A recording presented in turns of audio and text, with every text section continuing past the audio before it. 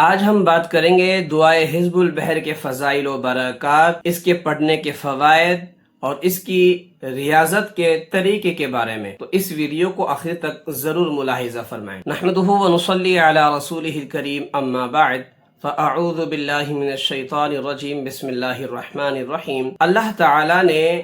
اپنے بندوں کی ہدایت، حفاظت اور کامیابی کے لیے قرآن مجید، دعا، ذکر و اذکار اور مسنون اعمال کی بے شمار نعمتیں عطا فرمائی ہیں۔ انہی روحانی خزانوں میں سے ایک نہایت عظیم اور بار برکت دعائے حزب البحر بھی ہے، جسے صدیوں سے علماء اور مشائخ نہایت اہتمام کے ساتھ پڑھتے اور اپنے معمولات کا حصہ بناتے آئے ہیں۔ یہ دعا محض چند الفاظ کا مجموعہ نہیں، بلکہ اللہ تعالیٰ کی حمد و ثنا، اس کی عظمت و کبریائی، توحید، توکل، استعانت، انبیاء کرام علیہم السلام کے مبارک واقعات اور قرآنی مضامین کا حسین امتزاج ہے۔ یہی وجہ ہے کہ اس دعا کی تلاوت بندہ مومن کے دل میں اللہ تعالیٰ پر کامل اعتماد، امید، روحانی طاقت اور قلبی سکون پیدا کرتی ہے۔ میرے عزیزو، ہماری زندگی میں کبھی بیماری آتی ہے، کبھی معاشی تنگی، کبھی دشمنی، کبھی سفر کی مشکلات، کبھی حادثات اور کبھی ایسے حالات جن پر انسان کا کوئی اختیار نہیں ہوتا۔ ایسے ہر موقع پر ایک مسلمان کا سب سے بڑا سہارا اللہ تعالیٰ کی بارگاہ میں دعا ہے، اور دعائے حزب البحر انہی عظیم دعاؤں میں سے ہے جسے بزرگان دین نے طلب حفاظت، طلب خیر و برکت اور آسانی کے لیے اپنے معمولات میں شامل رکھا ہے۔ ہم ایک ایسے دور میں زندگی گزار رہے ہیں جہاں انسان اور خصوصاً مسلمان ہر طرف سے آزمائشوں میں گھرا ہوا ہے۔ معاشی مشکلات ہے، گھریلو پریشانیاں، ذہنی دباؤ، بے چینی، خوف، اضطراب اور نا امیدی نے دلوں کو گھیر رکھا ہے۔ ایسے حالات میں ایک مومن کے لیے سب سے بڑی طاقت اللہ تعالیٰ سے مضبوط تعلق، اس پر کامل بھروسہ اور اس کی بارگاہ میں دعا ہے۔ جب انسان اخلاص، ادب اور یقین کے ساتھ اپنے رب کے سامنے دعا کرتا ہے تو اس کے دل میں امید پیدا ہوتی ہے، صبر نصیب ہوتا ہے، حوصلہ بڑھتا ہے، مشکلات کا سامنا کرنے کی ہمت ملتی ہے اور پریشانیوں کا حل نصیب ہوتا ہے۔ اس دعا کی پابندی سے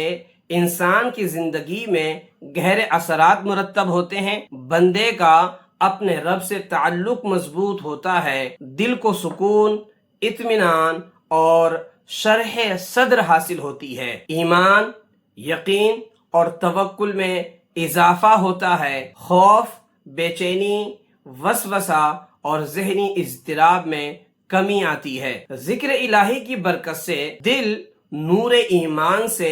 منور ہوتا ہے، عبادات میں خشوع و خضوع، عاجزی اور اللہ تعالیٰ کی طرف رجوع کا جذبہ بڑھتا ہے۔ دعائے حزب البحر کے بارے میں بزرگوں نے متعدد فضائل و برکات بیان فرمائے ہیں، جیسے حضرت ابن عباد رحمۃ اللہ تعالی علیہ سے منقول ہے کہ جو شخص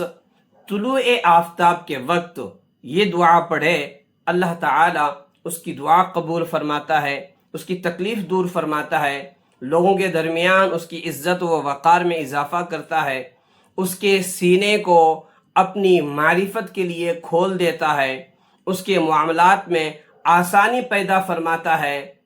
تنگ دستی کو کشادگی میں بدل دیتا ہے اور اسے جن و انس کے شر سے اور زمین و آسمان کی آفات سے اپنی حفاظت میں رکھتا ہے۔ اسی طرح امام ابو الحسن شاذلی رحمۃ اللہ تعالی علیہ خود فرماتے ہیں کہ اگر میرا یہ حزب بغداد میں پڑھا جاتا تو بغداد فتح نہ کیا جاتا، یعنی منگول بغداد کو برباد نہ کر پاتے۔ حزب اللہ تعالیٰ کے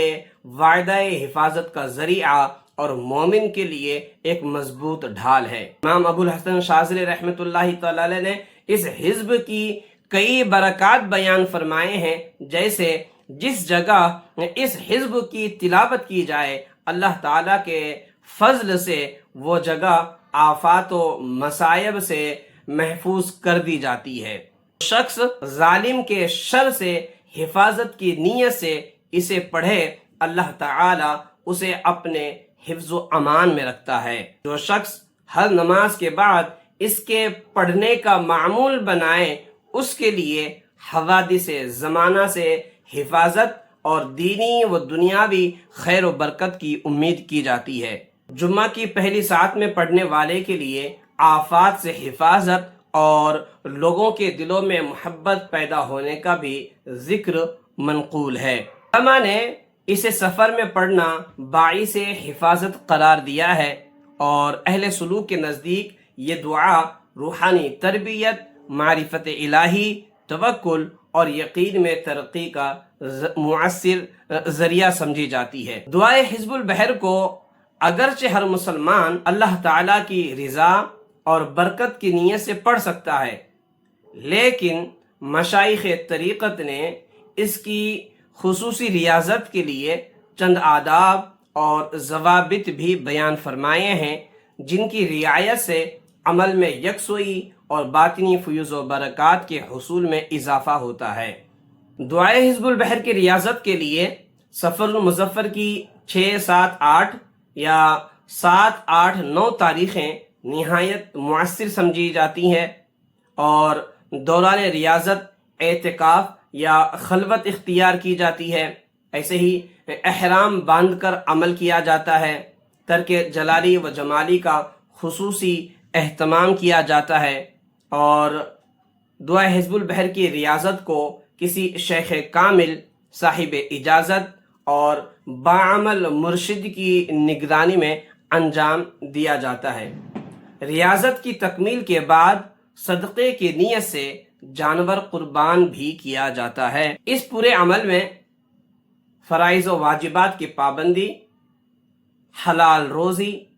کثرت ذکر و درود، حسن اخلاق،